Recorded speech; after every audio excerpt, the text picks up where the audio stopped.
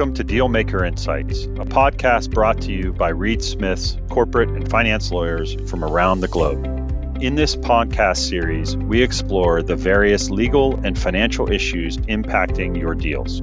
Should you have any questions on any of the content, please contact our speakers.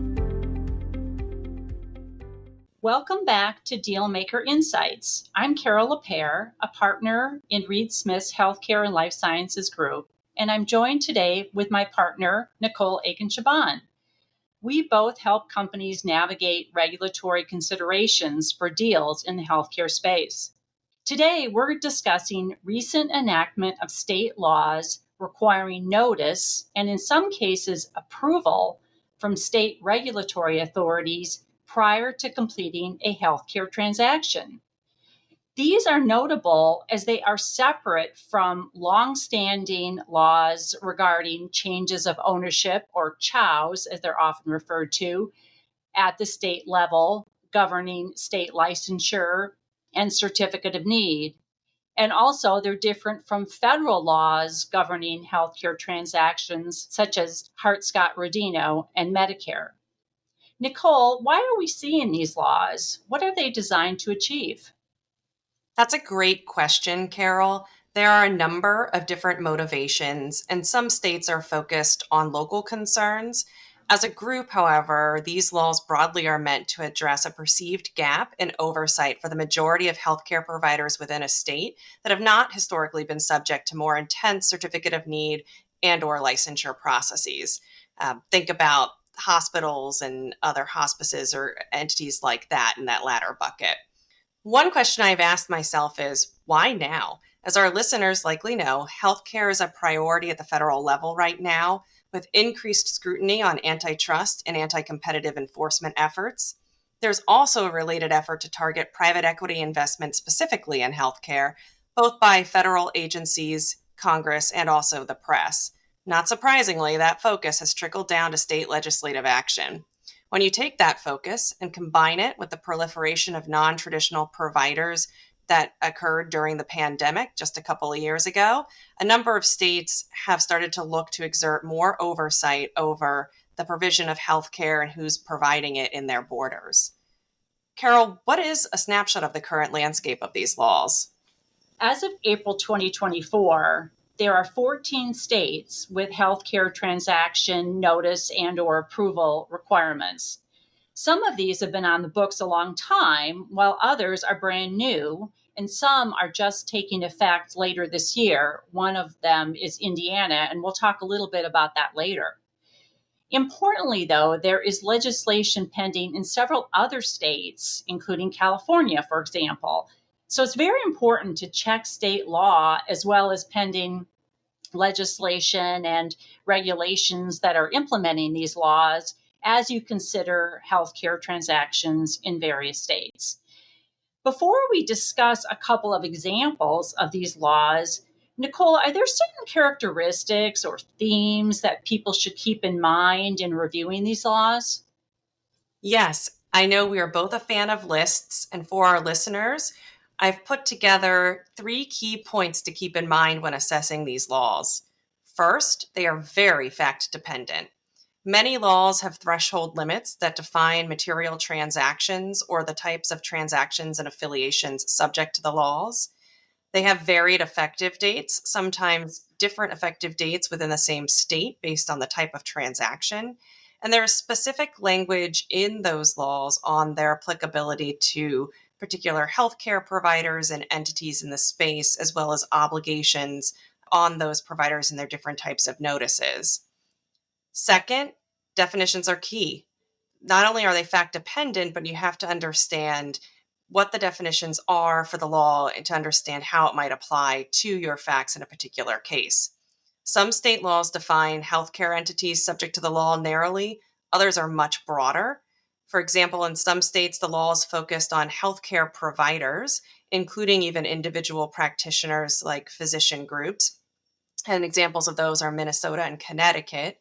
In other states, healthcare entities are even more broadly defined to include health insurers, like in Indiana and California. And it's important to understand how they are defined in the particular state or states in which you are looking at doing a deal in order to know whether your deal may come within the purview of the particular law. Third on our list, some states have regulations or sub-regulatory guidance that provides additional information on the application of the actual statutes and legislation, such as Illinois is a good example. Washington has template notice forms that are available, and the Attorney General's office is available to answer questions via email if you're not sure how to submit a particular notice or have a question about applicability. In other states, regulations, forms, and FAQs are or may be forthcoming. A good example of that is New York, where for now, if you're doing a deal subject to the requirements in New York, you need to submit the notices based solely on the information provided in the legislation itself. But New York is planning to issue FAQs, specific forms, and additional information in the future. So it's important to really dig into that regulatory guidance and forms and FAQs where you have it. It might add more color to what you need to provide in a particular notice, how it should be submitted, and some of those logistics working through a deal. Let's take a deeper dive into a couple examples of some of these laws. Carol, why don't you get us started? Thanks, Nicole. Let's start with Indiana. I mentioned it earlier. It's one of the more recent laws that was just passed, and it becomes effective July 1, 2024. So here we are in April. If the parties are well on their way to doing a deal, they may be able to get a deal done even before the law becomes effective. So that's possible. Again, as we talked about, it's important to look at the effective dates. If not, and if you're in a transaction that may take place later this year in Indiana, it's important to take a look at this law to see if it might apply. So the law adds a new title entitled Reporting of Healthcare Entity Mergers and Acquisitions to the laws. And essentially, parties must provide notice to the Indiana Attorney General 90 days prior to closing. So it's a 90-day notice requirement. It's important to keep in mind for this one that it's really a notice-only requirement. The Attorney General does have the authority to review the information that's submitted.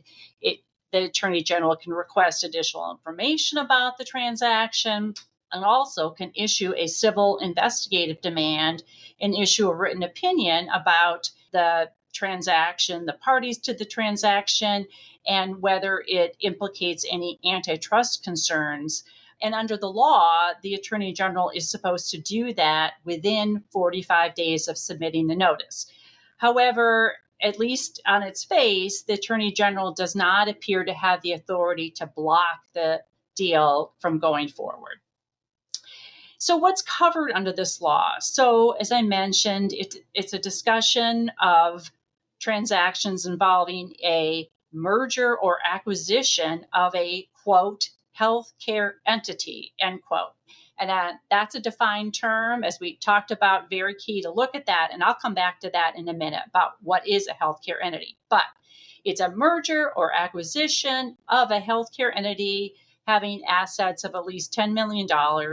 If that's a transaction in which the parties are involved, the 90-day notice trigger may apply.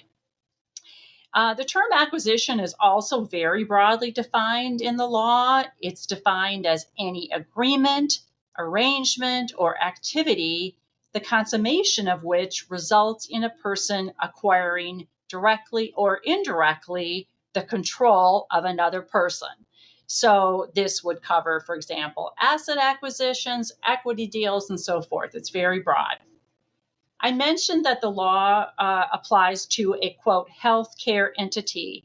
And in this law, it's defined very broadly to include providers, payers, PBMs, and private equity companies, which, as we've discussed, has been a focus of many of these laws. So the term of a healthcare entity is in an organization or business that provides diagnostic, medical, surgical, dental treatment, or rehabilitative care. So that's going to cover a lot of different kinds of providers.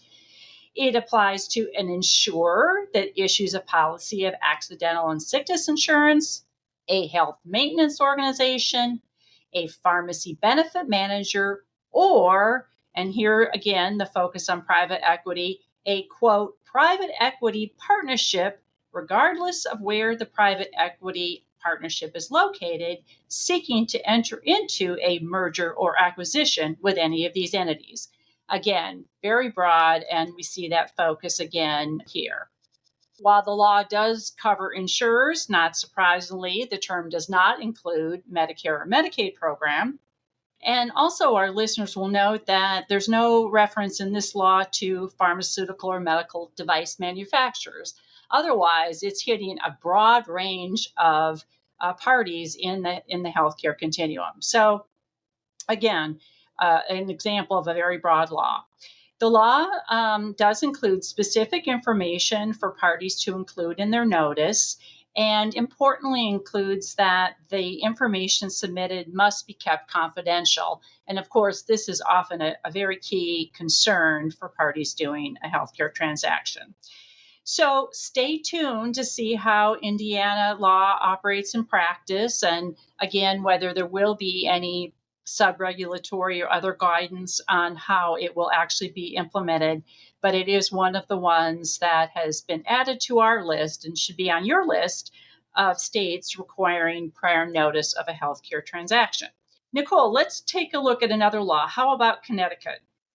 Thanks, Carol. So Connecticut, while a smaller state, has a healthcare review law that's been around for a few years, actually since 2018, and provides an interesting combination of considerations and applicability definitions that we've seen in a few different states' rules. So I think it's a good test case to run through with our listeners today.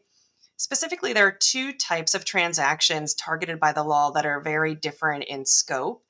First, there are group practices in hospitals or other licensed healthcare providers and entities in the state that are parties to a transaction that involves a Hart Scott-Redo or HSR filing with the FTC or DOJ. And then there's a separate group of transactions subject to the law for material changes to the business or corporate structure of a group practice. So that's a physician group practice, regardless of whether there's an HSR filing. The first category of deals is a clear expression of the state's interest in reviewing transactions within the state that would otherwise be subject to the federal antitrust review more broadly. And so there, I think it's more an aspect of Connecticut wanting a chance to review what's happening within its borders in tandem with the review happening at the federal level under those federal antitrust laws. The second, on the other hand, seems aimed at those changes that by themselves will not trigger HSR thresholds and go through a traditional HSR review, but could result in the consolidation of practices in a way that impacts the local market. And so that's the state's attempt to start to look at some of these transactions that typically would not have been subject to that regulatory review. While the focus on group practices also could be viewed as aimed at private equity, given increased activity by private equity investment in the physician practice space.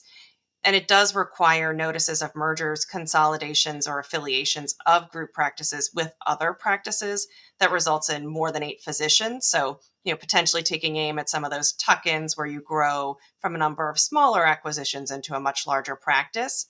Note that it, by its terms, affects efforts by hospitals and health systems to form friendly PCs and or expand their group practice presence as well. So it's not targeted specifically at private equity, although you might have some impact for those doing deals within the state and the physician practice space, specifically with those tuck-in practices with smaller acquisitions adding on. From a timing perspective, it also matters what type of deal you have in Connecticut. So for those undergoing HSR review contemporaneously with the submission to the state, notice is required to be submitted to the Connecticut Attorney General at that same time.